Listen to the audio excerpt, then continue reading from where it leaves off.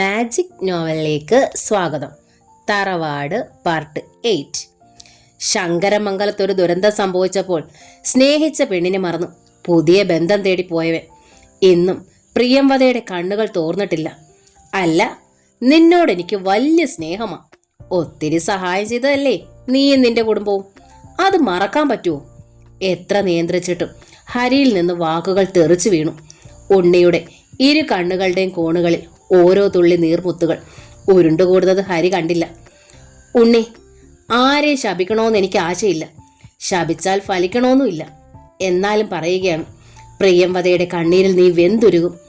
അവളുടെ ഓരോ തുള്ളി കണ്ണീർ വീഴുമ്പോഴും നിന്റെ തറവാടിൻ്റെ നെഞ്ച നനഞ്ഞൊലിക്കുന്നത്. ഹരി വാക്കുകൾ ചവച്ചു തുപ്പുകയായിരുന്നു. ഉണ്ണിയുടെ മിഴിക്കോണുകളിൽ ഉരുണ്ടുകൂടിയ ബാഷ്പബിന്ദുക്കൾ കവിളിലൂടെ ചാലുകൾ കീറി ഒഴുകി. ഒന്നോർത്തോളൂ, ശങ്കരമംഗലത്തെ ചെല്ലക്കിളയ്ക്ക് എന്തെങ്കിലും സംഭവിച്ചാൽ അതിൻ്റെ ഉത്തരവാദിത്വം നിനക്കും അമ്പാടിക്കാർക്കുമാണ്. അങ്ങനെ എന്തെങ്കിലും സംഭവിച്ചാൽ അമ്പാടി ഞാൻ കുളം തോട്ടും. അത്രയും പറഞ്ഞിട്ട് ഹരി ഒരു കൊടുങ്കാറ്റിൻ്റെ വേഗതയിൽ നടന്നു. രക്തപ്രവാഹം നിലച്ചതുപോലെ ഉണ്ണിക്ക് തോന്നി. ഇടനെഞ്ചിൽ വേദന. നടന്നപ്പോൾ കാലിടറി വേച്ചു പോയേക്കുമോ എന്നുപോലും തോന്നി. ഉണ്ണി കുറേ നേരം അങ്ങനെ തന്നെ നിന്നു. പ്രിയംവദയുടെ കണ്ണീരിൽ നീ വെന്തുരുകും. ആ വാക്കുകൾ, അതെ ഹരി, ഓരോ നിമിഷവും ഞാൻ വെന്തുരുകിക്കൊണ്ടിരിക്കുകയാണ്. വീട്ടിലെത്തിയ പാടെ ഒരു തളർച്ചയോടെ കട്ടിലിൽ കയറി കിടന്നു. ഉണ്ണിയുടെ വരവും കിടപ്പും ഒന്നും വനജയ്ക്ക് തീരെ ഇഷ്ടമായില്ല. 2-3 ദിവസമായി അവൾ പറഞ്ഞയച്ചതൊന്നും ഉണ്ണി വാങ്ങിക്കൊണ്ട് വന്നിട്ടില്ല. ഒരു സിനിമയ്ക്ക് പോകണമെന്നും പുതിയ സാരി വാങ്ങണമെന്നും പറഞ്ഞിട്ട് ദിവസങ്ങളായി. ഉണ്ണിയേട്ടൻ്റെ ദുഃഖം ദേവികയ്ക്ക് മാത്രം മനസ്സിലാകുമായിരുന്നു. ഈ ദുഃഖത്തിന് അന്ത്യമില്ലെന്നും അവൾക്കറിയാം. പാവ ഉണ്ണിയേട്ടൻ അമ്മയുടെയും കുറുപ്പമ്മാവൻ്റെയും കൊളുത്തിയ ചൂണ്ടയിൽ വീണുപോയി. ഇനി ഒരിക്കലും രക്ഷപ്പെടാനും ആവില്ല. വനജ ഉണ്ണിയേട്ടൻ്റെ മുറിയിലേക്ക് കയറുന്നത് കണ്ടപ്പോഴേ ദേവിക തൊടിയിലേക്ക് പോയി. വനജ കട്ടിലിരുന്നു. ഉണ്ണി നീണ്ടു നിവർന്ന് കിടക്കുകയാണ്. ക്ഷീണിച്ച മുഖത്ത് കണ്ണുനീർ ഉണങ്ങിക്കിടക്കുന്നു. ഇന്ന് സിനിമയ്ക്ക് പോവാം, പോകുന്ന വഴി സാരിയും വാങ്ങാം. ഉണ്ണിയോട് ചേർന്നിരുന്നു കൊണ്ടാണ് ആദ്യം അവൾ സംസാരം തുടങ്ങിയത്. ഉണ്ണി അതൊന്നും കേട്ടില്ല. അവൻ്റെ മനസ്സ് മുഴുവൻ പ്രിയംവദയായിരുന്നു. ഉണ്ണിയേട്ടനെ മാത്രം ധ്യാനിച്ചുകൊണ്ട് ജീവിച്ചവളാണ് ഞാൻ. അമ്പലച്ചുവരുകളിൽ കരിക്കട്ട കൊണ്ട് ഉണ്ണിയേട്ടൻ്റെ പേരെഴുതി പഠിച്ചവളാണ് ഞാൻ. ഉണ്ണിയേട്ടന് വേണ്ടി മന്വന്തരങ്ങളോളം കാത്തിരിക്കാൻ തയ്യാറായവളാണ് ഞാൻ. ഉണ്ണിയുടെ കണ്ണുകൾ നദികളായി. ദേ എണീക്കുന്നേ, നമുക്കിന്ന് ഫസ്റ്റ് ഷോയ്ക്ക് പോകാം. അവൾ ഉണ്ണിയെ കുലുക്കി വിളിച്ചു. ഉണ്ണി ഞെട്ടലോടെ വനജയെ നോക്കി. പിന്നീട് ഒരിക്കലാവട്ടെ വനജയെ, ഇന്ന് എനിക്ക് തീരെ സുഖമില്ല. പൊടുന്നനെ അവളുടെ ഭാവം മാറി. പിന്നെ നിങ്ങൾക്ക് എന്നാണ് സുഖം വരുന്നത്? എത്ര ദിവസമായി ഞാൻ പറയുന്നു സിനിമ കാണണമെന്ന്, സാരി വാങ്ങണമെന്ന്. ഓരോ ദിവസവും ഒഴിഞ്ഞു മാറുകയാണ്. അതോ നിങ്ങൾക്ക് വേറെ കാമുകിമാരുണ്ടോ? അവളുടെ ചോദ്യം കേട്ടപ്പോൾ ഉണ്ണിയിൽ ഒരു ആന്തലുണ്ടായി. പ്രിയംവദയെക്കുറിച്ച് ഇവൾ എന്തെങ്കിലും അറിഞ്ഞിട്ടുണ്ടാകുമോ? എങ്കിലെല്ലാം ഇതോടെ അവസാനിച്ചു. ഇവിടുത്തെ അടുക്കളയിലെ തീയും പുകയും കൊള്ളാനല്ല ഞാൻ ഇവിടെ വന്നിരിക്കുന്നത്. നിങ്ങൾക്കൊരു വേലക്കാരിയെ മതിയെങ്കിൽ ഏതേലും പെമ്പിളാരെ വിളിച്ചോണ്ട് വന്നാൽ മതി. ഞാൻ എൻ്റെ വീട്ടിൽ പോയിക്കോളാം. കടുത്ത സ്വരത്തിൽ അവൾ പറഞ്ഞു. എൻ്റെ വനജെ, ഒന്നും മിണ്ടാതിരിക്കെ, ഞാൻ ഇവിടെ നിന്ന് അല്പനേരം സ്വസ്ഥമായി കിടക്കട്ടെ. ഉണ്ണി തിരിഞ്ഞു കിടന്നു. അതും കൂടി കണ്ടപ്പോൾ വനജ ഉറഞ്ഞു തുള്ളി. ഞാൻ ഇവിടേക്ക് വലിഞ്ഞു കയറി വന്നതൊന്നുമല്ല. ചോദിച്ച സ്വർണവും പണവുമായിട്ടാണ് വന്നത്. എന്നിട്ടും എൻ്റെ ആവശ്യങ്ങൾ സാധിച്ചു തരില്ല. പെങ്ങളെ കെട്ടിച്ചു വിടാനാണ് എൻ്റെ അച്ഛൻ തന്ന രൂപയെല്ലാം പൂഴ്ത്തി വെച്ചിരിക്കുന്നതെങ്കിൽ അത് മനസ്സിൽ വെച്ചാൽ മതി. വനജ പറയുന്നത് കേട്ടുകൊണ്ട് വെളിയിൽ നിന്ന് രേവതി അമ്മയ്ക്ക് കലി കന്നു. ദേവകിയുടെ കാര്യമാണ് ഇവൾ പറയുന്നത്. രേവതി അമ്മ അതിൽ കയറി പിടി. എടി പറഞ്ഞു കേമിയാകിയൊന്നും വേണ്ട. നിന്റെ കുടുംബത്തെ പൂക്കാച്ചോളയൊന്നും കണ്ടിട്ടല്ലടി ഞാൻ എൻ്റെ മോളെ വളർത്തുന്നത്. അമ്പടി കേമി. രേവതി അമ്മ മുറിയിലേക്ക് കയറി വന്നു. ഇനി തള്ളയുടെ കുറവേ ഉണ്ടായിരുന്നുള്ളൂ. വനജ പിറുപിറുത്തു. അതേടി, എൻ്റെ കുറവേ ഉള്ളൂ. എടി, എൻ്റെ മോളെ കൊത്തിക്കൊണ്ടു പോകാൻ ആളുണ്ട്. അതിന് നിന്റെ അപ്പൻ കണ്ട മുതലൊന്നും വേണ്ട. ഈ തറവാട്ടിൽ 4 പെണ്ണിനെ കെട്ടിക്കാനുള്ള സ്വത്തുണ്ട്. രേവതി അമ്മ വിട്ടുകൊടുക്കാൻ ഭാവമില്ലായിരുന്നു. എന്നിട്ടെന്തേ മൂക്കിൽ പല്ല് കളിത്തിട്ടും ആരും കൊത്തിക്കൊണ്ടു പോകാതിരുന്നത്? ദേ തള്ളേ, ഞാനൊന്നും അറിഞ്ഞിട്ടില്ലെന്ന് കരുതരുത്. ആ ജയിലിൽ കിടക്കുന്ന ഒരുത്തം വെച്ചോണ്ടിരിക്കുന്ന സാധനത്തിനെ കൊത്തിക്കൊണ്ടുപോകാൻ ആരാ വരുന്നത്? വനജയും വിട്ടുകൊടുത്തില്ല. രേവതി അമ്മ സ്തബ്ധയായി. ഇവളിതൊക്കെ എങ്ങനെ അറിഞ്ഞു? രേവതി അമ്മയ്ക്ക് ശബ്ദിക്കാൻ വാക്കുകളില്ലാതായി. അത് കണ്ടപ്പോൾ വനജയ്ക്ക് ഉത്സാഹമായി. എന്താ, നാവിറങ്ങിപ്പോയോ? അതോ ജയിൽ പുള്ളി മകൾക്ക് വല്ലതും സമ്മാനിച്ചിട്ടാണോ ജയിലിലേക്ക് പോയത്? മരുമകളുടെ ചോദ്യം കേട്ടപ്പോൾ രേവതി അമ്മ ഒരാട്ട് വെച്ചു കൊടുത്തു. വീണ്ടും എന്തോ പറയാൻ തുടങ്ങിയപ്പോൾ ഉണ്ണി കട്ടിൽ നിന്ന് ചാടി എഴുന്നേറ്റു. അമ്മയ്ക്കെങ്കിലും ഒന്നും മിണ്ടാതിരുന്നൂടെ? ഒട്ടും സ്വൈര്യം തന്നില്ലെങ്കിൽ ഞാൻ ഇവിടുന്ന് ഇറങ്ങിപ്പോകും. എന്നെ കരുതിയാ പോകാതിരിക്കുന്നതെങ്കിൽ ഇനി അത് വേണ്ട. എന്നെ എന്റെ വീട്ടിലാക്കിയിട്ട് എവിടെ വേണേലും പോയിക്കോ. വനജ പുച്ഛത്തോടെ ഉണ്ണിയെ നോക്കി. അല്ലെങ്കിലും ഈ നശിച്ച വീട്ടിൽ ജീവിക്കുന്നതിലും നല്ലത് പോകുന്നതാ. വനജ ഇളകി മറിഞ്ഞ് മുറി വിട്ടിറങ്ങി. രേവതി അമ്മ മകനോടുള്ള ദേഷ്യമെല്ലാം ഒരു നോട്ടത്തിൽ ഒതുക്കിയിട്ട് കടന്നുപോയി. പിറ്റേ ദിവസം പ്രഭാതം ശങ്കരമംഗലത്ത് വീണ്ടും തേങ്ങലുകൾ ഉയർന്നു. ബാലശങ്കറും ജയശങ്കറും ഹരിശങ്കറും ജയിലിലേക്ക് മടങ്ങുകയാണ്. പരോൾ അവസാനിച്ചു. മാലതിയെയും പ്രിയംവതയെ ആശ്വസിപ്പിക്കാൻ പാടുപെടുകയായിരുന്നു ബാലശങ്കർ. ഹരി ലക്ഷ്മിയെ ശങ്കരനെ നിറമെഴികളോടെ വാരിയെടുത്ത് ഉമ്മ വയ്ക്കുകയാണ്.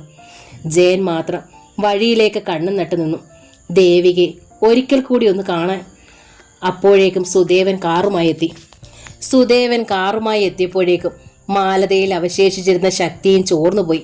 ചേ കരയാതെ മാലു, നീ ഇങ്ങനെ കരഞ്ഞാൽ ശങ്കരനും ലക്ഷ്മിയും പ്രിയംവത എന്തു ചെയ്യും? ബാലശങ്കർ സാന്ത്വനപ്പെടുത്താൻ ശ്രമിച്ചു. എന്റെ ബാലേട്ടാ, ഇനി എന്നാ ഒന്ന് കാണുക? മാലതി ബാലശങ്കറിന്റെ നെഞ്ചോട് ചേർന്ന് നിന്ന് തേങ്ങി. പരോള് കിട്ടിയാൽ ഉടനെ ഓടിയെത്തില്ലേ? ദാ മാലു. പ്രിയംവതെ, നീ വേണം ആശ്വസിപ്പിക്കാൻ. പ്രിയംവദ ഭിത്തിയിൽ മുഖമമർത്തി കരയുകയായിരുന്നു. വീണ്ടും ഒരു വേർപാട് കൂടി. ഇനി എന്നാണ് ഇവരെയൊക്കെ ഒന്ന് കാണുക? ബാലശങ്കർ അവളുടെ അടുത്തെത്തി. അപ്പോഴേക്കും അവൾ ശബ്ദമുയർത്തി കരഞ്ഞു. മോളെ, കരയരുത്. ശങ്കരനും ലക്ഷ്മിയും ഒന്നും അറിയില്ല. നീ കരയുന്നത് കണ്ടാൽ അവർ സത്യം അറിയും. എന്റെ ചെല്ലക്കിളിയല്ലേ, കരയാതെ. ബാലശങ്കർ അവളെ കരവലയത്തിൽ ഒതുക്കി. പിന്നെ കണ്ണീർ തുടച്ചു. പക്ഷേ സാന്ത്വന വാക്കുകൾക്കൊന്നും അവളുടെ ദുഃഖത്തെ നിയന്ത്രിക്കാൻ കഴിഞ്ഞില്ല. സുദേവൻ ബാലശങ്കറിനെ ഒന്ന് നോക്കി. പോകാൻ സമയമായെന്നുള്ള മുന്നറിയിപ്പ്. ഇനി ഇതുപോലെ ഞങ്ങൾ വരാം, പിന്നെ ഒരിക്കലും ഞങ്ങൾ മടങ്ങിപ്പോകില്ല. ബാലശങ്കർ പ്രിയംവദയുടെ കൈകൾ പിടിച്ചു മാറ്റിക്കൊണ്ട് പറഞ്ഞു. പോകാൻ സമയമാകും തോറും ജയന്റെ നെഞ്ചിടിപ്പിന് വേഗതയേറി. ദേവിക ഇതുവരെ കണ്ടില്ല. അവൾ വരാതിരിക്കില്ല. എന്റെ ഹൃദയത്തിൽ ആദ്യമായി സ്നേഹത്തിന്റെ ഹരിശ്രീ കുറിച്ചത് ജയേട്ടനാണ്. അതിനി മായ്ച്ചു കളയാൻ ഒരു ജന്മത്തിൽ തപസ്സുകൊണ്ട് കഴിയുമോ? ദേവിക തന്നോട് മന്ത്രിക്കുന്നത് പോലെ. ബാലേട്ടൻ കാറിൽ കയറി കഴിഞ്ഞിരുന്നു. ആരും കാണാതെ കണ്ണുകൾ തുടച്ചുകൊണ്ട് ഹരിയും കാറിലേക്ക് കയറുകയാണ്. ജയൻ ഒരിക്കൽ കൂടി ഇടവഴിയിലേക്ക് മിഴികൾ പായിച്ചു. ഇല്ല, ദേവികയുടെ നിഴൽ പോലുമില്ല. ഏട്ടത്തിയമ്മേ, പോയി വരട്ടെ? ജയൻ മാലതിയോട് യാത്ര ചോദിച്ചു. മാലതി വിതുമ്പലോടെ തലയിളക്കി. പ്രിയംവദേ. ജയൻ വിളിക്കുന്നതിന് മുമ്പേ അവൾ ജയനെ കെട്ടിപ്പിടിച്ചു കഴിഞ്ഞിരുന്നു. പ്രിയംവദ നിലവിളിക്കാനുള്ള പുറപ്പാടാണെന്നറിഞ്ഞപ്പോൾ ജയൻ വേഗം അവളിൽ നിന്ന് പിടിവിട്ട് കാറിനടുത്തേക്ക് നടന്നു. ശങ്കരൻ ലക്ഷ്മിയും ഡോറിൽ പിടിച്ചുകൊണ്ട് നിൽക്കുകയാണ്. ഇടയ്ക്കിടെ ശങ്കരൻ കൊഞ്ചും തുണ്ടായിരുന്നു. അച്ഛയുടെ ജോലി സ്ഥലത്ത് ഞാനൂടെ വരട്ടെ? അടുത്ത പ്രാവശ്യം വരുമ്പോൾ മോനെ കൊണ്ടുപോകാം. എന്നെയും കൊണ്ടുപോവോ? ലക്ഷ്മിയുടെ സംശയം. രണ്ടുപേരെയും കൊണ്ടുപോകാം. നിറഞ്ഞ കണ്ണുകൾ കുട്ടികൾ കാണാതിരിക്കാനായി ബാലശങ്കർ മുഖം തിരിച്ചു. പിന്നെ തിരിഞ്ഞു മാലതിയെ വിളിച്ചു. മാലു. മാലതി അടുത്തെത്തി. മക്കൾ രണ്ടുപേരും അമ്മയോടൊപ്പം ചെല്ല്, കുട്ടികളോടായി ബാലശങ്കർ പറഞ്ഞു. മാലതി ശങ്കരനെ വാരിയെടുത്തു. ജയ, നമുക്ക് പോകാം. കാറിലേക്ക് കയറാതെ നിൽക്കുന്ന ജയനോടായി സുദേവൻ പറഞ്ഞു. ജയൻ നൈരാശ്യത്തോടെ കാറിലേക്ക് കയറി. ദൂരെ നിന്ന് ഓടി വരുന്ന ദേവികയെ അപ്പോഴാണ് ജയൻ കണ്ടത്. കാറ് മുന്നോട്ട് നീങ്ങിക്കഴിഞ്ഞിരുന്നു. പൊടുന്നനെ ജയൻ ഡ്രൈവറുടെ ചുമലിൽ പിടിച്ചു. കാർ നിന്നു. ദേവിക ഓടിക്കിതച്ചാണ് കാറിനടുത്തെത്തിയത്. തിളങ്ങിയ കണ്ണുകളിൽ നിന്ന് വെള്ളത്തുള്ളികൾ ഒഴുകി. ദേവികയ്ക്ക് കിതപ്പ് കാരണം ഒന്നും ശബ്ദിക്കാൻ കഴിഞ്ഞില്ല. 1-2 നിമിഷം മുഖാമുഖം നോക്കി നിന്നു. മൗനത്തിന്റെ ഭാഷയിൽ എന്തൊക്കെയോ അവർ സംസാരിച്ചു. ജയേട്ടൻ ജയിൽ മോചിതനാകുന്നവരെ കാത്തിരിക്കാമെന്നും, ഈ കുറ്റവാളിക്ക് വേണ്ടി മരണം വരെ കാത്തിരിക്കാമെന്നും, അതിന് കഴിയാതെ വന്നാൽ ഈ ജീവിതം എന്നേക്കുമായി ഒടുക്കുമെന്നും. ദേവികെ, പോയി വരട്ടെ? ഒടുവിൽ മൗനത്തിന്റെ ചിറകൊടിഞ്ഞു. അവൾക്ക് പോലും വ്യക്തമായി കേൾക്കാൻ കഴിയാത്തത്ര പതിഞ്ഞ സ്വരത്തിലാണ് ജയൻ അനുവാദം ചോദിച്ചത്. മറുപടിക്ക് പകരം അവൾ കൈക്കുള്ളിൽ സൂക്ഷിച്ചിരുന്ന കടലാസ് പൊതി തുറന്നു. ചുവന്ന സിന്ദൂരം. വലത് കൈയിലെ തള്ളവരൽ അവൾ സിന്ദൂരത്തിൽ അമർത്തി. പിന്നെ ജയന്റെ തിരുനെറ്റിയിൽ തൊട്ടു. അവശേഷിച്ചിരുന്ന സിന്ദൂരം ദേവിക ജയന് നേരെ നീട്ടി.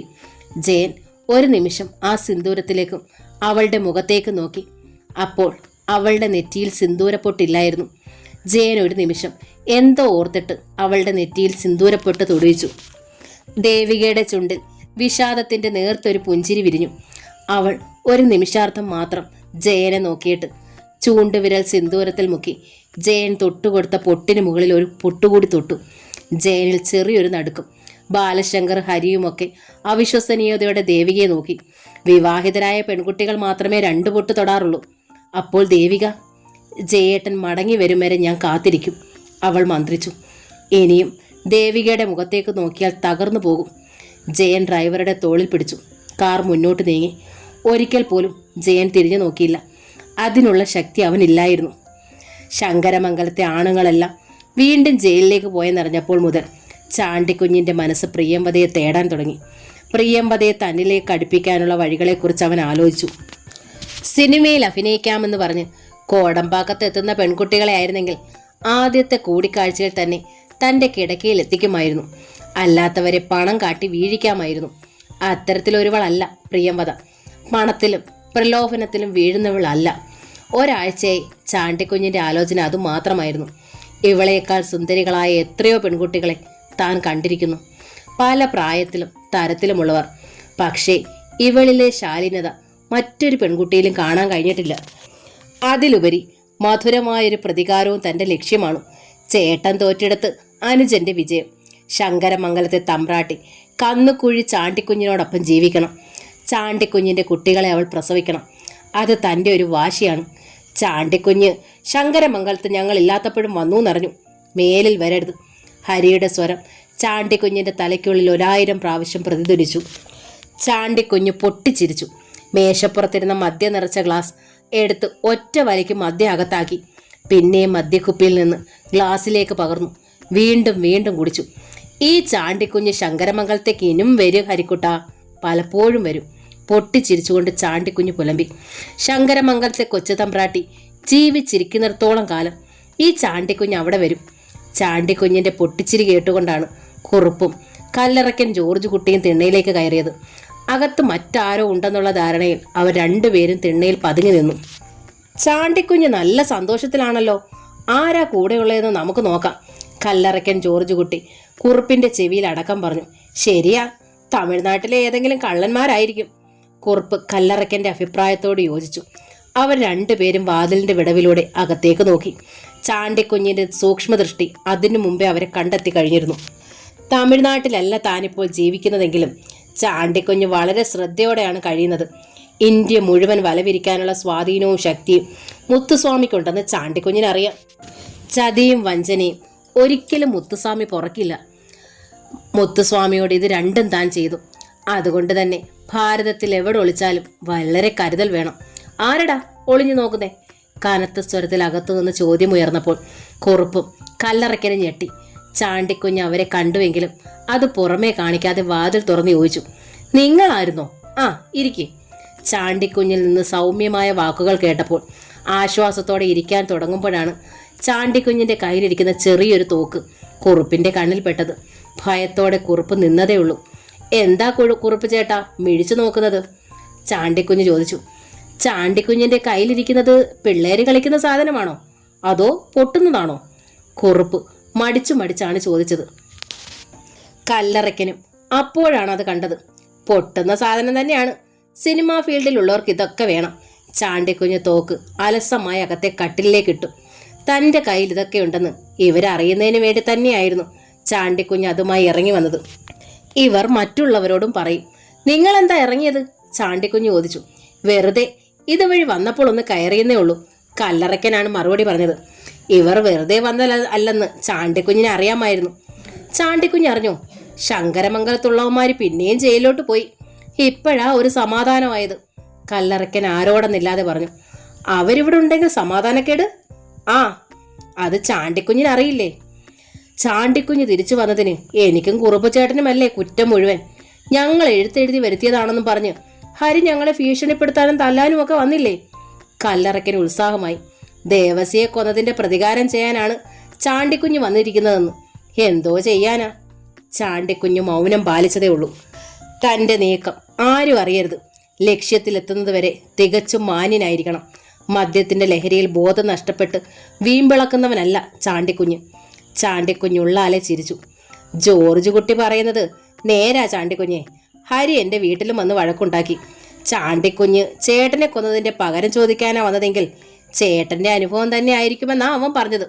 കുറുപ്പൊന്ന് പാളി ചാണ്ടിക്കുഞ്ഞിനെ നോക്കിയിട്ട് ഒരു രഹസ്യം പോലെ പറഞ്ഞു. ചാണ്ടിക്കുഞ്ഞ് സിനിമയിലൊക്കെ ആയതുകൊണ്ട് കയ്യിൽ പൈസയൊക്കെ ഉണ്ടല്ലോ. നല്ലൊരു കൂറ്റൻ വീട് വെക്ക്.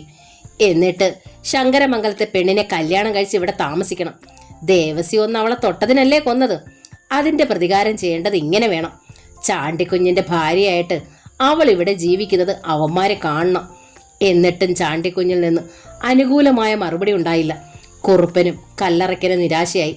ഇത്രയൊക്കെ പറഞ്ഞിട്ടും ഒരക്ഷരം പോലും ചാണ്ടിക്കുഞ്ഞിൽ നിന്ന് കിട്ടാത്തതിൽ ഉന്റെ ഉള്ളിൽ ദേഷ്യവും തോന്നി. ചാണ്ടിക്കുഞ്ഞെന്താ ഒന്നും മിണ്ടാത്തത്? ഒടുവിൽ കല്ലറയ്ക്കൻ ചോദിച്ചു. പ്രതികാരമൊക്കെ ദൈവം കൊടുത്തോളും ജോർജ് കുട്ടി. ആ പാവം പെണ്ണ് എന്ത് തെറ്റ് ചെയ്തു? അവരെങ്ങനെയെങ്കിലും ജീവിക്കട്ടെ. ആ, നിങ്ങൾ പോവുമല്ലേ? എനിക്ക് അത്യാവശ്യമായി ടൗണിലൊന്ന് പോകണം. ചാണ്ടിക്കുഞ്ഞ് എഴുന്നേറ്റു. ഉള്ളിൽ ദേഷ്യം തിങ്ങി നിറഞ്ഞെങ്കിലും പുറമേ കാണിക്കാതെ കുറുപ്പും കല്ലറയ്ക്കനും അവിടെ നിന്ന് ഇറങ്ങി. അവർ പോയി കഴിഞ്ഞപ്പോൾ ചാണ്ടിക്കുഞ്ഞ് സന്തോഷത്തോടെ ഒരു ഗ്ലാസ്സിൽ മദ്യം പകർന്നു കുടിച്ചു. കുറുപ്പേട്ടാ, നിങ്ങൾ പറഞ്ഞതിൽ ഒരു കാര്യം നേരാണ്. നല്ലൊരു കൂറ്റൻ വീട്, അതെ, ഒരു ബംഗ്ലാവ് തന്നെ ഞാൻ പണിയിക്കും. വലിയ വീടും ജീവിക്കാനുള്ള വരുമാനം ഉണ്ടെങ്കിൽ സമൂഹത്തിൽ അവൻ മാന്യനാണ്. അത്തരം ഒരുത്തൻ്റെ ഭാര്യയാവാനാണ് ഏത് പെണ്ണും ആഗ്രഹിക്കുന്നത്. ഇന്ന് ആവശ്യം പോലെ പണം ഈ ചാണ്ടിക്കുഞ്ഞിൻ്റെ കയ്യിലുണ്ട്. മാന്യനാകാനുള്ള പണം. അത് കഴിഞ്ഞ് ശങ്കരമംഗലത്ത് നിലവിളക്ക് താൻ ഊതിക്കെടുത്തു. ചാണ്ടിക്കുഞ്ഞ് ഓർത്തോർത്ത് ചിരിച്ചു. മാസങ്ങൾ കടന്നുപോയി. ചാണ്ടിക്കുഞ്ഞ് വീടിൻ്റെ പണി പൂർത്തിയാക്കി. കന്നുകുഴിയിലെ ചെറിയ വീടിരുന്നെടുത്ത് കൂറ്റൻ ബംഗ്ലാവ്, കന്നുകുഴി ബംഗ്ലാവ്. ആ നാട്ടിലെ ഏറ്റവും വലിയ വീടായിരുന്നു അത്. ഒരു കൊട്ടാരമെന്ന് വേണമെങ്കിൽ പറയാം. ആ വീട് കണ്ടപ്പോൾ പലരും അത്ഭുതപ്പെട്ടു. ഇത്രയും വലിയ വീട് പണിയാനുള്ള കാശൊക്കെ ചാണ്ടിക്കുഞ്ഞിന് ഇത് എവിടുന്ന് കിട്ടി? കള്ളനാണോ പണത്തിന് പഞ്ഞം? മുതലാളിമാരുടെ പെട്ടിയിൽ പണമുണ്ടെങ്കിൽ പിന്നെന്താ? ഏയ്, അവനിപ്പോ സിനിമയിലങ്ങാണ്ടാണെന്നാ പറയുന്നത്. സിനിമയിലെ നായകന്മാർക്ക് പകരം ഇവനാ ഗുസ്തി അടിപിടിയൊക്കെ നടത്തുന്നത്. അതിനൊക്കെ ഇഷ്ടം പോലെ കാശ് കിട്ടും. ഇപ്പൊ ചാണ്ടിക്കുഞ്ഞിന് പഴയ സ്വഭാവമൊന്നുമില്ല, നല്ല സ്വഭാവമാണ്. അങ്ങനെ പോയി പലരുടെ അഭിപ്രായങ്ങൾ. പലതും ചാണ്ടിക്കുഞ്ഞിന്റെ കാതിലും എത്തിയെങ്കിലും അയാൾ അതൊന്നും കാര്യമായി എടുത്തില്ല. കൊച്ചു വീടിന് പകരം തലയുയർത്തി നിൽക്കുന്ന ബംഗ്ലാവ് കണ്ടപ്പോൾ കുറുപ്പിനും കല്ലറയ്ക്കനും അത്ഭുതമൊന്നും തോന്നിയില്ല. ഞാൻ അന്നേ പറഞ്ഞില്ലേ കുറുപ്പിയേട്ടാ, ഇവൻ ആള് പൊളവനാണെന്ന്. വലിയ വലിയ താപ്പാനകളൊന്നും മനസ്സിൽ നിന്ന് വിട്ടു പറയില്ല. ഇനി ചാണ്ടിക്കുഞ്ഞ് ഇവിടെ ഒന്നും വിലസും. ആ വിലസിൽ ഒത്തെങ്കിൽ ശങ്കരമംഗലത്തെ കൊച്ചു തമ്പ്രാട്ടി ചാണ്ടിക്കുഞ്ഞിന്റെ ഭാര്യയായി തീരുകയും ചെയ്യും. കല്ലറയ്ക്കൻ വർദ്ധിച്ച സന്തോഷത്തോടെ പറഞ്ഞു. അത് കുഴപ്പം ചെയ്യുമല്ലോടോ. അവള് സുഖമായിട്ട് ഈ വലിയ കൊട്ടാരത്തിൽ ജീവിക്കുന്നത് കാണാനാണോ നമ്മൾ ഈ പാടുപെട്ടത്? എന്റെ ജോർജ് കുട്ടി, അങ്ങനെ വല്ലതും സംഭവിച്ചാൽ പിന്നെ ജീവിച്ചിരുന്നിട്ട് കാര്യമില്ല. അത് തന്നെയോ, അവളുടെ വാക്ക് കേട്ട് ചാണ്ടിക്കുഞ്ഞ് നമ്മളുടെ ശത്രുവാകില്ലേ? ചാണ്ടിക്കുഞ്ഞിന്റെ കയ്യിലിരിക്കുന്ന തോക്ക് കണ്ടില്ലേ? കുറുപ്പ് തെല്ല് ഭയത്തോടെ പറഞ്ഞു. അത് കേട്ട് കല്ലറയ്ക്കൻ ചിരിച്ചു. എന്റെ ചേട്ടാ, അങ്ങനൊന്നും വരില്ല. ചാണ്ടിക്കുഞ്ഞ് പക തീർക്കത്തേ ഉള്ളൂ. ഇവനൊക്കെ നാട്ടിലെല്ലാം പെണ്ണും പെടക്കോഴിയുമാണെന്നേ. ചേട്ടൻ പേടിക്കാതിരിക്കേ, കല്ലറയ്ക്കൻ ആശ്വസിപ്പിച്ചു. കന്നുകോഴി ബംഗ്ലാവിന്റെ ഗൃഹപ്രവേശം നാട്ടിലെല്ലാരെയും ക്ഷണിക്കാൻ ചാണ്ടിക്കുഞ്ഞ് തീരുമാനിച്ചു. എല്ലാവരും ഈ ചടങ്ങിൽ സംബന്ധിക്കണം. നാട്ടുകാരെല്ലാം ചാണ്ടിക്കുഞ്ഞിനെ പുകഴ്ത്തണം. ഒരു കാലത്ത് പള്ളിയിലെ ഭണ്ഡാരക്കുറ്റി കുത്തിത്തറന്ന കള്ളൻ ചാണ്ടിക്കുഞ്ഞ് അതോടെ മാന്യനാകണം. പിന്നെ പിന്നെ പ്രിയംവദയുടെ മനസ്സിൽ ചേക്കേറണം. പുതിയ വീടിന്റെ ഗൃഹപ്രവേശത്തിന്റെ തീയതി നിശ്ചയിച്ചു. ക്ഷണക്കത്തുകളെല്ലാം അച്ചടിച്ചു. എല്ലാവരെയും നേരിട്ട് ക്ഷണിച്ചു. ശങ്കരമംഗലത്തേക്ക് കാലെടുത്ത് വെക്കുമ്പോൾ ഹരി വിലക്കുന്നത് പോലെ തോന്നി. ഞാൻ കൊന്ന ദേവസിയുടെ അനുജൻ എൻ്റെ വീട്ടിലേക്ക് വെറുതെ വരുന്നതാണെന്ന് വിശ്വസിക്കാൻ ഞാനത്ര വിഡ്ഢിയൊന്നുമല്ല. ഹരി തൊട്ടടുത്ത് നിന്ന് പറയുന്നത് പോലെ തോന്നി. ചാണ്ടിക്കുഞ്ഞിന്റെ ചുണ്ടിൽ ചിരി ഊറി. അതേ ഹരി, ഞാൻ ദേവസിയുടെ അനുജനാണ്. വെറും സൗഹൃദത്തിന്റെ പേരിൽ ശങ്കരമംഗലത്തേക്ക് വരാൻ ഞാനും അത്ര വിഡ്ഢിയല്ല. ചാണ്ടിക്കുഞ്ഞ് പൂമുഖത്തേക്ക് കയറി.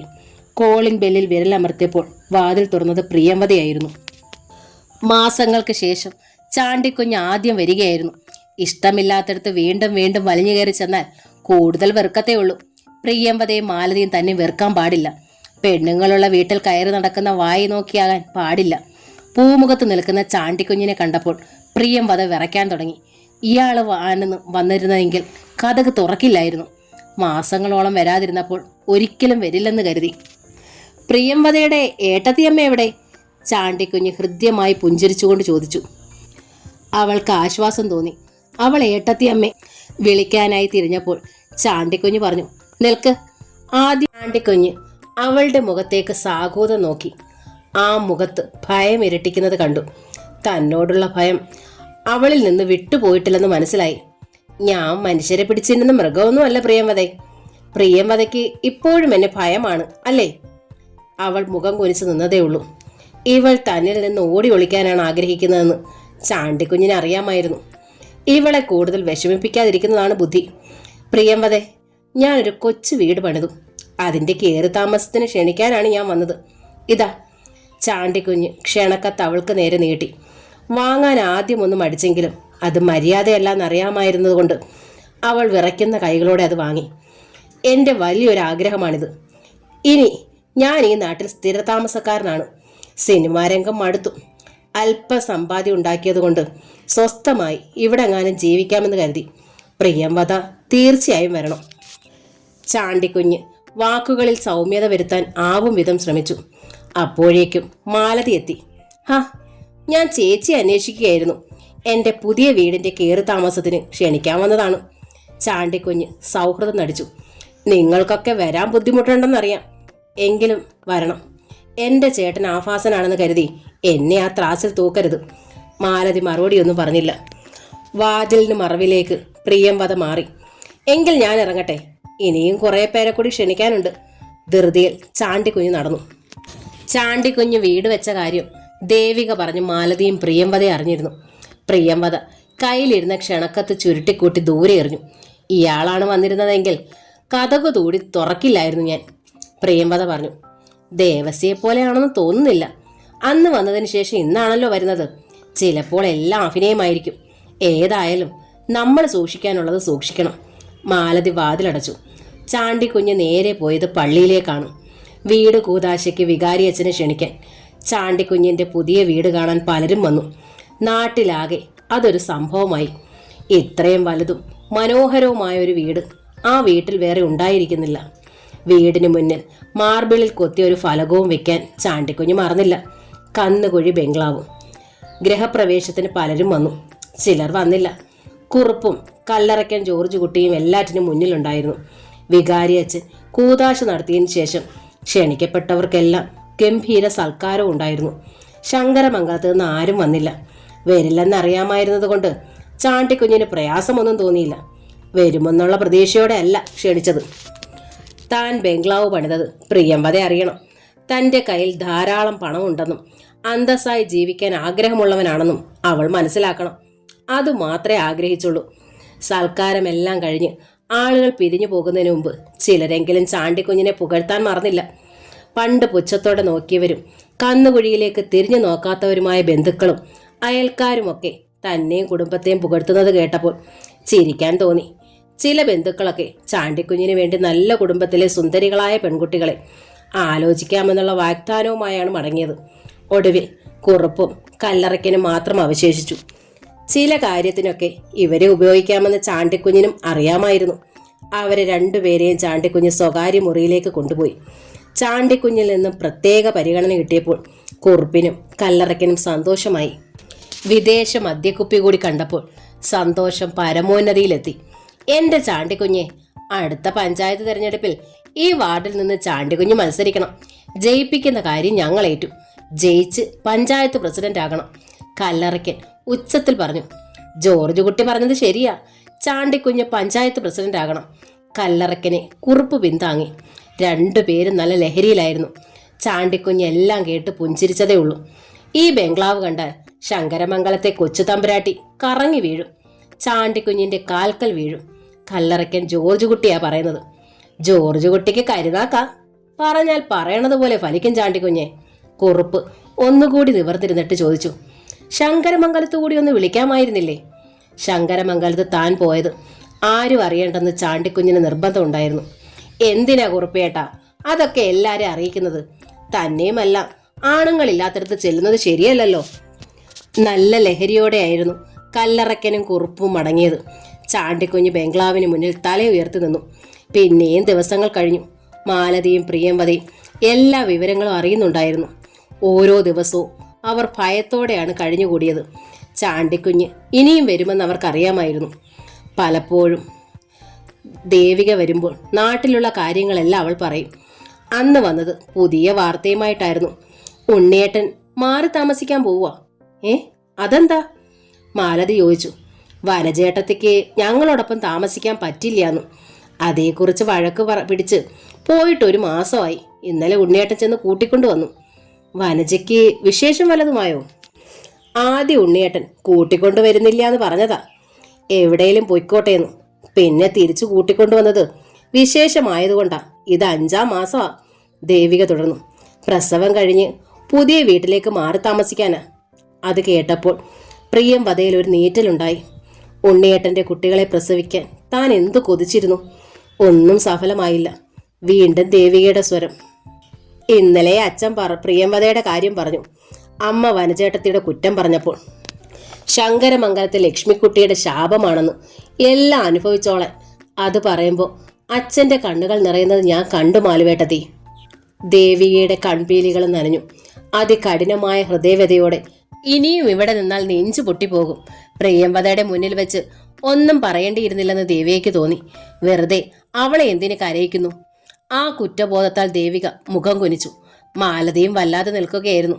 കനത്ത നിശബ്ദത അവർക്കിടയിൽ വീർപ്പ് മുട്ടി നിന്നു. ഒടുവിൽ ദേവികയാണ് മൗനം ഭജിച്ചത്. ഉണ്ണിയേട്ടൻ മാറി താമസിക്കുന്നതിന് മുമ്പ് എന്റെ കല്യാണം നടത്തുമെന്ന അമ്മ പറയണത്. അമ്മയ്ക്ക് വാശിയാത്രേ. മാലതി എല്ലാം കേട്ടു നിന്നതേ ഉള്ളൂ. എന്റെ കല്യാണം നടക്കാത്തതിനെ കുറിച്ച് വനജയേട്ടത്തി എന്തോ പറഞ്ഞുവെന്നു. കുറുപ്പമ്മാവൻ അടുത്ത ആഴ്ച മകന്റെ ജോലിസ്ഥലത്തേക്ക് പോവുകയാണ്. അതിനു മുമ്പ് ജയേട്ടൻ വരുമോ മാലുവേട്ടത്തി? മാലതിയുടെ മൗനം കണ്ടിട്ടാവണം ദേവിക വീണ്ടും ചോദിച്ചു. പറയൂ മാലുവേട്ടത്തി, ജയേട്ടൻ വരുവോ? പരോളിലെങ്കിലും ജയേട്ടൻ വന്നാൽ ഒരു താലിച്ചരട് എൻ്റെ കഴുത്തിലിട്ടാൽ മതി. എന്നിട്ടും മാലതി പ്രതികരിച്ചില്ല. ജയേട്ടൻ എന്നെ സ്വീകരിക്കുന്നത് മാലുവേട്ടത്തിക്ക് ഇഷ്ടമല്ലേ? പറയൂ മാലുവേട്ടത്തി. പ്രിയംവദയെ പോലെ ഞാനും ഇങ്ങനെ കഴിയണോന്ന് ദേവികയുടെ വാക്കുകളെ തടസ്സപ്പെടുത്തിയെന്നോണം മാലതി വിളിച്ചു. ദേവികെ. ഈറൻ നയനങ്ങളോടെ ദേവിക മാലതിയെ നോക്കി. ദേവികെ, നിന്നെ ഞാൻ എൻ്റെ അനുജത്തിയായി എന്നേ സ്വീകരിച്ചു കഴിഞ്ഞു. ഉണ്ണി ഒരാൾ തെറ്റു ചെയ്തെന്ന് വെച്ച് നീ എന്തിനു ശിക്ഷ ഏറ്റുവാങ്ങണം? പ്രിയംവദയുടെ ദുഃഖം നിനക്കൊരിക്കലും ഉണ്ടാകാതിരിക്കട്ടെ. മാലുവേട്ടത്തി. ദേവിക മാലതിയെ കെട്ടിപ്പിടിച്ചു. ജയേട്ടൻ വന്നില്ലെങ്കിൽ ഞാൻ ജയിലിൽ പോയി ജയേട്ടനെ കാണും. എന്തു വന്നാലും കുറുപ്പമ്മാവിൻ്റെ മകൻ്റെ ഭാര്യ ആവില്ല, അവൾ പറഞ്ഞു. ദേവിക യാത്ര പറഞ്ഞു പോയപ്പോൾ മാലതിക്ക് ദുഃഖം തോന്നി. പാവം, ജയിലിൽ കിടക്കുന്ന കുറ്റവാളിയെ വരിക്കാൻ തയ്യാറായ ദേവികയെക്കുറിച്ച് അഭിമാനം തോന്നി. ഒരാഴ്ച കൂടി കഴിഞ്ഞപ്പോൾ മാലതിക്ക് ജയിലിൽ നിന്നൊരു കത്ത് വന്നു. ബാലശങ്കർ അയച്ച കത്ത്. ആ കത്ത് വായിച്ചപ്പോൾ കരയാൻ പോലും കഴിയാതെ മാലതി തരിച്ചിരുന്നു പോയി. ഏറെ നേരം മാലതിയുടെ മെഴുനീർ തുള്ളികൾ വീണ് കടലാസ് നനഞ്ഞു. അവൾ ഒരിക്കൽ കൂടി ആ കത്ത് വായിച്ചു. എൻ്റെ മാലുവിന് വളരെ ദുഃഖത്തോടെയാണ് ഈ കത്ത് എഴുതുന്നത്. എങ്കിലും എഴുതാതിരിക്കാൻ വയ്യ.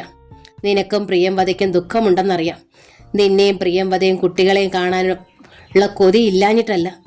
നീ പരിഭവിക്കരുത്. ഇനി പരോളിൽ ഞങ്ങളെ ഇറക്കാൻ ശ്രമിക്കരുതും മാലു. മറ്റൊന്നും കൊണ്ടല്ല ഇങ്ങനെ എഴുതുന്നത്. അവിടെ വന്നു കഴിഞ്ഞാൽ നിങ്ങളെയെല്ലാം കണ്ടു കഴിഞ്ഞാൽ തിരിച്ചു പോകാൻ കഴിയില്ല. നെഞ്ചു തകർന്നാണ് തിരിച്ചിവിടെ വരുന്നത്. നിന്റെ ബാലേട്ടൻ കഠിന ഹൃദയനാണെന്ന് പറയരുതേ. ശിക്ഷ തീർന്നാൽ ഉടനെ വരാമല്ലോ. അതുവരെ സമാധാനിക്കുക. ഞങ്ങൾ 3 പേർക്കും സുഖം തന്നെ. ഈ കത്ത് പ്രിയംവദയെ കാണിക്കരുത്. അവൾ ഇതറിഞ്ഞാൽ സഹിക്കില്ല. സ്വന്തം ബാലേട്ടൻ. വീണ്ടും വീണ്ടും അവൾ കത്ത് വായിച്ചു. പിന്നെ പ്രിയംവദ അടുത്തുണ്ടോ എന്ന് നോക്കി. ഇല്ല, അവൾ അടുക്കളയിലാണ്. അതുകൊണ്ട് ആശ്വാസം തോന്നി. അതല്ലെങ്കിൽ അവളിൽ നിന്ന് ചോദ്യങ്ങളുണ്ടാവും. മാലതി കത്ത് മടക്കി ബ്ലൗസിനുള്ളിൽ തിരികെ. പിന്നെ കിടക്കമുറിയിലേക്ക് പോയി. ഏറെ പ്രതീക്ഷയോടെയാണ് കാത്തിരുന്നത്. ശിക്ഷ തീരും വരെ ഓരോ വർഷവും കിട്ടുന്ന ഇത്തിരി ദിവസങ്ങളെങ്കിലും ഒന്ന് കാണാമെന്ന് കരുതി. അതും വിഫലമാവുകയാണ്. പരോളിന് വേണ്ടി ശ്രമിക്കേണ്ടെന്ന്. ശങ്കരനെ സ്കൂളിൽ ചേർക്കുമ്പോഴെങ്കിലും ബാലേട്ടൻ ഉണ്ടാകണമെന്ന് ആഗ്രഹിച്ചതാണ്. പക്ഷേ അതിന് കഴിയില്ല. അച്ഛനോടൊപ്പം അല്ലാതെ ശങ്കരന് സ്കൂളിൽ പോകേണ്ടി വരും. എന്തൊരു വിധി! മനസ്സ് തേങ്ങി. ജയേട്ടൻ വരുമോ മാലുവേട്ടത്തി? പരോളിലെങ്കിലും ജയേട്ടൻ വന്നാൽ ഒരു താലിച്ചരട് എൻ്റെ കഴുത്തിലിട്ടാൽ മതി. പാവം ദേവികയുടെ കാത്തിരിപ്പ്. അവളുടെ ആഗ്രഹവും പൂവണിയില്ലല്ലോ. ജയൻ വന്നില്ലെങ്കിൽ കുറുപ്പമ്മാവൻ്റെ മകൻ പ്രഫുല്ലചന്ദ്രൻ ദേവികയ്ക്ക് പുടവ കൊടുക്കും. മാലതിക്ക് തല ചുറ്റുന്നത് പോലെ തോന്നി. ദേവിക അതിന് സമ്മതിക്കില്ല. അങ്ങനെ വന്നാൽ മറ്റൊരു ദുരന്തം കൂടി കാണേണ്ടി വരും. ദൈവമേ! മാലതി നെഞ്ചിൽ കൈ ചേർത്തു. എൻ്റെ ബാലേട്ടാ, വല്ലപ്പോഴുമെങ്കിലും ഒന്ന് കാണാനുള്ള ഞങ്ങളുടെ മോഹം. അവളുടെ തേങ്ങൽ അറിയാതെ ഉച്ചത്തിലായി. ഏട്ടത്തിയമ്മേ! മുറിയിലേക്ക് കടന്നു വന്ന പ്രിയംവദ മാലതിയുടെ അടുത്തേക്ക് വന്നു.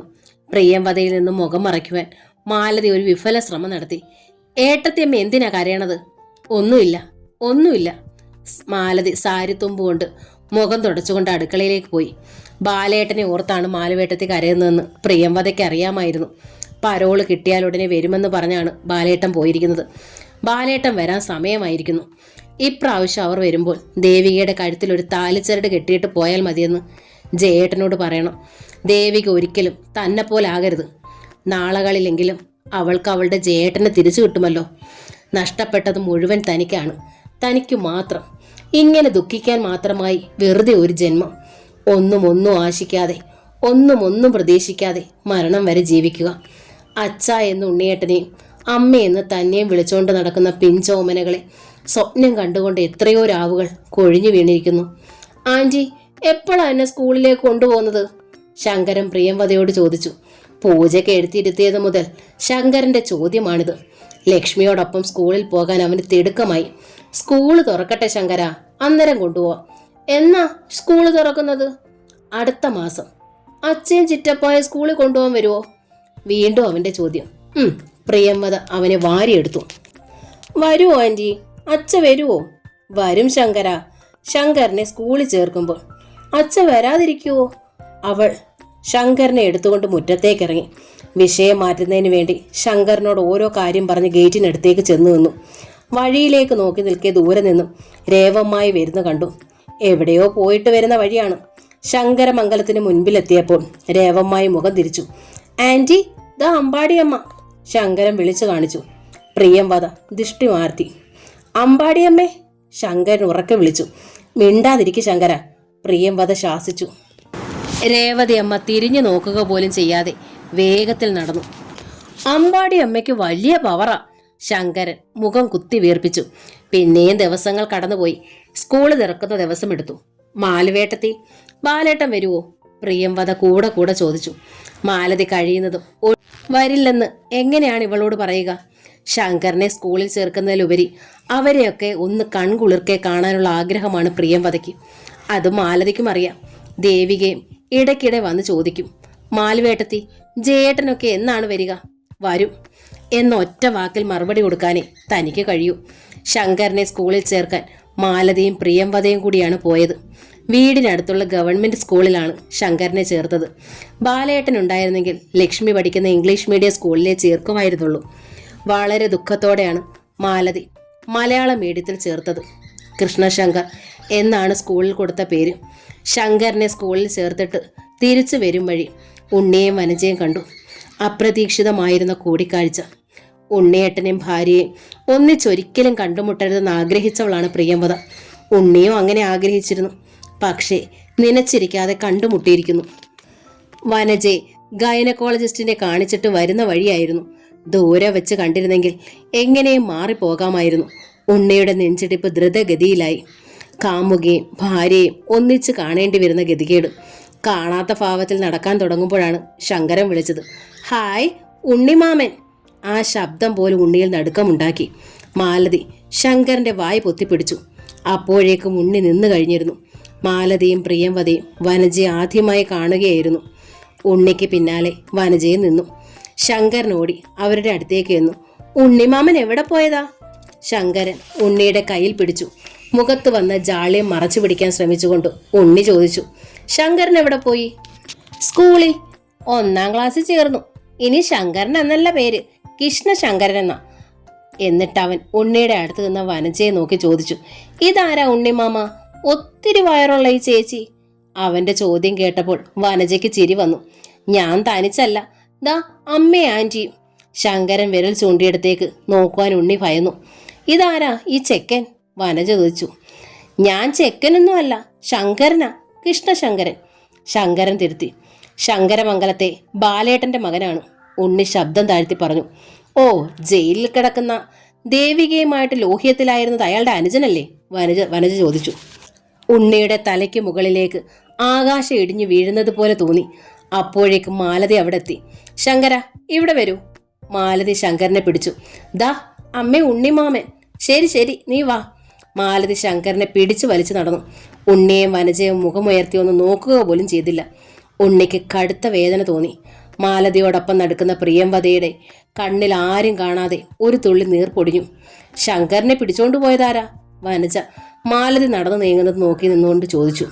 ഉണ്ണിയുടെ മനസ്സ് അവിടെ എങ്ങുമല്ലായിരുന്നു. ഗതകാല സ്മരണയിൽ എവിടെയോ മുങ്ങി താഴുകയായിരുന്നു. പ്രിയംവദ, തന്നോടൊപ്പം നടക്കേണ്ടവൾ, തൻ്റെ സുഖദുഃഖങ്ങളിൽ പങ്കാളികളാവേണ്ടവൾ. ചോദിച്ചത് കേട്ടില്ലേ? ആ സ്ത്രീ ആരാണെന്ന്? വനജ ഉണ്ണിയുടെ ചുമലിൽ പിടിച്ചു. എന്താ നീ ചോദിച്ചത്? അതെങ്ങനെയാ? കാണാൻ കൊള്ളാവുന്ന പെണ്ണുങ്ങളെ കണ്ടാൽ ഭാര്യ അടുത്തുണ്ടെന്നുള്ള വിചാരം പോലും ഇല്ലാതല്ലേ നിൽപ്പ്? അവൾ പിറുപിറുത്തു. ഞാൻ ചോദിച്ചത് ആ സ്ത്രീ ആരാണെന്നാ. ബാലേട്ടന്റെ ഭാര്യയാണ്. തീരെ ശബ്ദം താഴ്ത്തി ഉണ്ണി പറഞ്ഞു. മറ്റേ പെണ്ണോ? വീണ്ടും വനജയുടെ ചോദ്യം. കുത്തിയുള്ള ചോദ്യം. ഉണ്ണിക്ക് ഇഷ്ടപ്പെട്ടില്ലെങ്കിലും മൗനം നടിച്ചു. എന്തെങ്കിലും പറഞ്ഞു പോയാൽ ഇവിടെ വെച്ച് തന്നെ യുദ്ധം പ്രഖ്യാപിക്കുന്നവളാണ് വനജ. മറ്റേ പെണ്ണ് ഏതാണെന്ന്? ആ മുഖം കുത്തി വീർപ്പിച്ച് നടക്കുന്ന പെണ്ണ്. എന്തെങ്കിലും ചോദിച്ചാൽ ഉത്തരം കിട്ടുന്നത് വരെ വനജ ചോദിച്ചുകൊണ്ടേയിരിക്കും. പ്രിയംവദ ബാലേട്ടന്റെ പെങ്ങളാണ്. ഉണ്ണി മുന്നോട്ട് കയറി നടന്നു. ഇവളുമായിട്ടല്ലേ ദേവസി എന്ന് പറയണ ചട്ടമ്പി സ്നേഹത്തിലായിരുന്നത്? അതിന്റെ പേരിലല്ലേ അയാളെ കൊന്നത്? വനജേ, ഉണ്ണിയുടെ സ്വരം കനത്തു. മുഖം വല്ലാതെ വലിഞ്ഞു മുറുകി. വളരെ നിസ്സാരമട്ടിൽ വനജ ഉണ്ണിയെ നോക്കി. അയാളിൽ നിന്ന് ഇവൾ ഗർഭിണിയായിരുന്നുവെന്നാണല്ലോ ഞാൻ അറിഞ്ഞത്. എന്നിട്ട് അവളുടെ ഒരു പോക്ക് കണ്ടില്ലേ? വനജെ, ഇനി ഒരു അക്ഷരം മിണ്ടിയാലുണ്ടല്ലോ. ഉണ്ണിയുടെ കണ്ണുകൾ ചുവന്നു കലങ്ങി. കൈകൾ തരിച്ചു. മുഖമടച്ചൊന്ന് പൊട്ടിക്കാനാണ് തോന്നിയത്. പൊതുവഴിയിലാണ് നിൽക്കുന്നതെന്ന ബോധം ഉണ്ണി അതിൽ നിന്ന് പിന്തിരിപ്പിച്ചു. നിങ്ങളെന്തിനാ അലറുന്നത്? ഞാൻ കേട്ട കാര്യമാ പറഞ്ഞത്. കുറുപ്പമ്മാവൻ പറഞ്ഞതാണ്. അല്ലെങ്കിലും അവളെ കണ്ടാലറിയാം വേലി ചാടുന്നവളാണെന്ന്. വനജയ്ക്ക് അപ്പോഴും യാതൊരു കൂസലില്ലായിരുന്നു. ഉണ്ണിയെ സംബന്ധിച്ചിടത്തോളം സ്തോഫാജനങ്ങളായ നിമിഷങ്ങളായിരുന്നു അത്. പ്രിയംവദയെക്കുറിച്ചാണ് അപവാദം പറയുന്നത്, അതും തൻ്റെ മുന്നിൽ വെച്ച്. എന്ത് പറഞ്ഞാലും ഒരു കുറുപ്പമ്മാവൻ. അയാൾ ആരാ? നാട്ടിലുള്ള പെൺകുട്ടികളുടെ ഗർഭമെടുക്കുന്ന. ഉണ്ണിയെ സംബന്ധിച്ചിടത്തോളം സ്തോഫജനകങ്ങളായ നിമിഷങ്ങളായിരുന്നു. പ്രിയംവദയെക്കുറിച്ചാണ് അപവാദം പറയുന്നത്, അതും തൻ്റെ മുമ്പിൽ വെച്ച്. എന്ത് പറഞ്ഞാലും ഒരു കുറുപ്പമ്മാവൻ. അയാൾ ആരാ? നാട്ടിലുള്ള പെൺകുട്ടികളുടെ ഗർഭത്തിന്റെ കണക്കെടുക്കുന്ന ആളോ? കോപതാപങ്ങൾ കടിച്ചമർത്താൻ പണിപ്പെടുകയായിരുന്നു ഉണ്ണി. ആർക്കറിയാം? നിങ്ങളെ എന്ന് ആദ്യം അമ്മയോട് ചോദിക്കേ.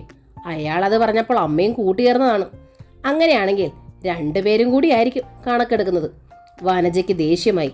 വനജെ, നിനക്കൊന്നും മിണ്ടാതിരുന്നൂടെ? ഒടുവിൽ സഹി കേട്ട് യാചനാസ്വരത്തിൽ ഉണ്ണി പറഞ്ഞു. അവൾ ഗർഭിണിയാണെങ്കിൽ നിങ്ങൾക്കെന്താ? നിങ്ങളുടെ വെപ്രാളം കണ്ടാ തോന്നും പ്രതി നിങ്ങളാണെന്ന്. അവൾ രൂക്ഷമായി ഉണ്ണിയെ നോക്കി. കൂടുതൽ സംസാരിച്ച് വഷളാകേണ്ടെന്ന് കരുതി ഉണ്ണി വേഗം നടന്നു. നിങ്ങൾക്കെന്താ? ആ പെണ്ണിനെ കുറിച്ച് പറഞ്ഞപ്പോൾ ഇത്രയും വിഷമോ?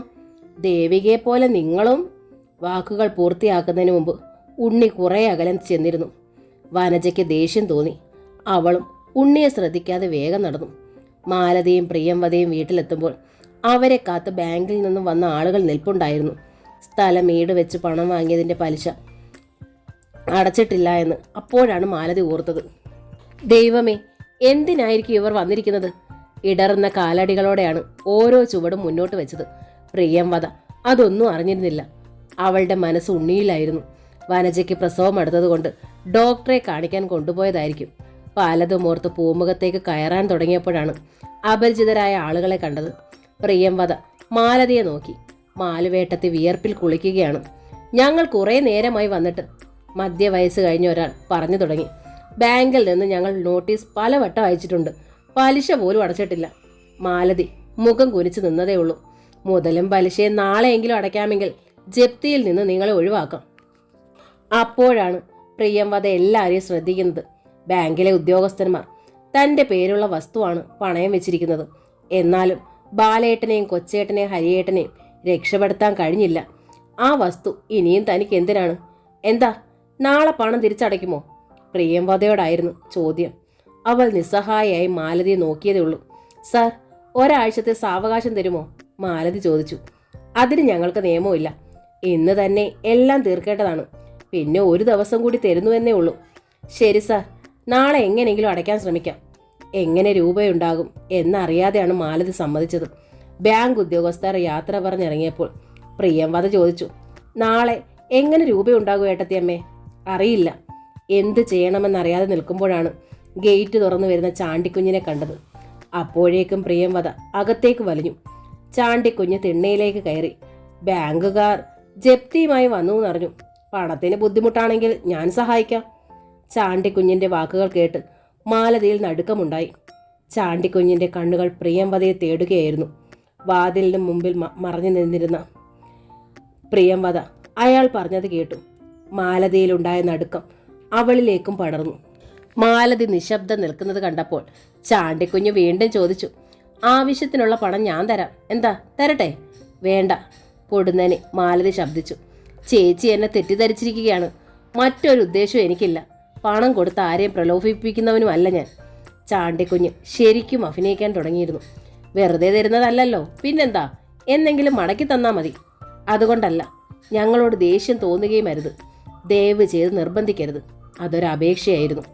ഇനിയും നിർബന്ധിക്കുന്നത് ശരിയല്ലെന്ന് ചാണ്ടിക്കുഞ്ഞിന് അറിയാമായിരുന്നു. നിർബന്ധിച്ചാലും ഇവർ സ്വീകരിക്കില്ല. ബാങ്കുകാര് പറഞ്ഞറിഞ്ഞതുകൊണ്ടാണ് ഞാൻ വന്നത്. തെറ്റായിപ്പോയെന്ന് ഇപ്പോൾ തോന്നുന്നു. എന്നിലെ നല്ല വശം കാണുവാൻ നിങ്ങൾക്ക് കഴിയാത്തതിൽ കുറ്റം പറയുന്നില്ല. എൻ്റെ ചേട്ടൻ അത്തരക്കാരനായിരുന്നല്ലോ. അയാൾ ഒന്ന് നിർത്തിയിട്ട് ഒരിക്കൽ കൂടി അകത്തേക്ക് നോക്കി. ക്ഷമിക്കണം, എന്നാ ഞാൻ ഇറങ്ങട്ടെ. അനുമതിക്ക് കാത്തു നിൽക്കാതെ അയാൾ ഇറങ്ങി. ചാണ്ടിക്കുഞ്ഞ് ദൂരെ ചെന്ന് കഴിഞ്ഞപ്പോഴാണ് പ്രിയംവദ ഇറങ്ങി വന്നത്. സഹായിക്കാൻ വന്നിരിക്കുന്നു.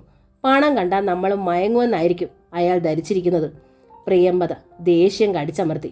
എന്തെങ്കിലും പറഞ്ഞിട്ട് പോകട്ടെ, നമുക്കെന്താ, മാലതി പറഞ്ഞു. അന്ന് രാത്രിയിൽ കിടക്കുമ്പോഴും ബാങ്കിൽ പണം അടയ്ക്കുന്നതിനെ കുറിച്ചായിരുന്നു ആലോചന. ആ സ്ഥലം പോകുന്നേ പോകട്ടെ ഏട്ടത്തിയമ്മേ. ബാലേട്ടനെ ഒന്നും രക്ഷിക്കാൻ കഴിയാത്ത ആ സ്ഥലം ഇനി നമുക്ക് എന്തിനാ? അത് നിന്റെ പേരിലുള്ളതല്ലേ. മറ്റെല്ലാം വിറ്റിട്ടും അതുമാത്രം നശിപ്പിക്കരുതെന്നായിരുന്നു ബാലേട്ടൻ്റെ ആഗ്രഹം. മാലതി എന്തോ ഓർത്തു പറഞ്ഞു. എനിക്കെന്തിനാ ഏട്ടത്തിയമ്മേ സ്ഥലം? ഏട്ടത്തിയമ്മ അത് ഓർത്ത് വിഷമിക്കണ്ട, പ്രിയംവദ മാലതിയെ ആശ്വസിപ്പിക്കാനായി പറഞ്ഞു. എങ്കിലും മാലതിക്ക് സങ്കടമായിരുന്നു. ആ വസ്തു നഷ്ടപ്പെടുന്നത് കൊണ്ട് എന്തെങ്കിലും പ്രയോജനം ഉണ്ടായിരുന്നെങ്കിൽ സഹിക്കാമായിരുന്നു. ഇത് വെറുതെ പാഴാക്കുന്നു. തിരിഞ്ഞും മറിഞ്ഞും ഒരു വിധത്തിൽ നേരം വെളുപ്പിച്ചു. രാവിലെയും ജപ്തിയെക്കുറിച്ച് മാത്രമായിരുന്നു ചിന്തിച്ചത്. മാലുവേട്ടത്തി, നമ്മുടെ മാല വിറ്റാൽ അടയ്ക്കാനുള്ള പണം കിട്ടുമോ? പ്രിയംവദ ചോദിച്ചു. ഇല്ല. പ്രിയംവദ പിന്നെ ഒന്നും ചോദിച്ചില്ല. ലക്ഷ്മിയെ സ്കൂൾ ബസ്സിൽ കയറ്റിവിട്ട് ശങ്കറിനെ സ്കൂളിലാക്കാൻ പ്രിയംവദയാണ് പോയത്. സ്കൂളിൽ നിന്ന് പ്രിയംവദ നേരെ ബാങ്കിലേക്കാണ് പോയത്. പണം അടയ്ക്കാൻ നിർവാഹമില്ലെന്ന് അവൾ ബാങ്ക് മാനേജരെ അറിയിച്ചു. തിരിച്ചു പോരുമ്പോൾ മനസ്സിന്റെ ഭാരം കുറഞ്ഞിരുന്നു. വീട്ടിലെത്തിയപ്പോൾ മാലതി ചോദിച്ചു, എന്താ പ്രിയംവദേ ഇത്ര വൈകിയത്? ശങ്കരൻ വഴക്കുണ്ടാക്കിയോ? ഇല്ല, ഞാൻ ബാങ്കിൽ പോയിരുന്നു. എന്തിന്? വെറുതെ എന്തിനാണ് മാലുവേട്ടത്തി ബാങ്കുകാർ ജപ്തി എന്നും പറഞ്ഞ് ഇങ്ങോട്ട് വരുന്നത്? അതുകൊണ്ടല്ലേ ചാണ്ടിക്കുഞ്ഞ് അറിഞ്ഞത്. അതിന് ബാങ്കിൽ പോയതെന്തിനാ? മാലതിക്ക് സംശയം. ജപ്തി ചെയ്തോളാൻ പറയാൻ. പ്രിയംവദ അടുക്കളയിലേക്ക് പോയി. താൻ കാരണമാണല്ലോ ഇത് നഷ്ടപ്പെട്ടതെന്ന് ഓർത്തപ്പോൾ വല്ലാത്ത കുറ്റബോധം തോന്നി. ബാലേട്ടനെയും ജയനെയും ഹരിയെയും രക്ഷിക്കാമെന്ന് ആശിച്ചു. അവർ രക്ഷപ്പെട്ടു വന്നാൽ നഷ്ടമായതെല്ലാം സ്വന്തമാക്കാമെന്നറിയാമായിരുന്നു. എല്ലാം വ്യഥാവിലായി. ദിവസങ്ങൾ ഓടി അകലുകയാണ്.